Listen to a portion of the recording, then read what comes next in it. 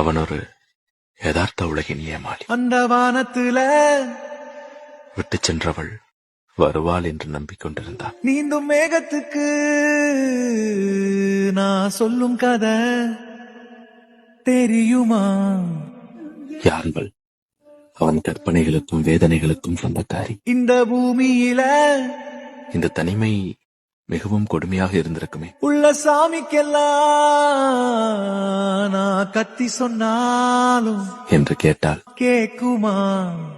அவள் நினைவோடும் இசையோடும் இருள பார்க்காம இந்த தேநீரோடும் வாழ்ந்து கொண்டிருக்கும் எனக்கு வெளிச்சம் தெரியாதா?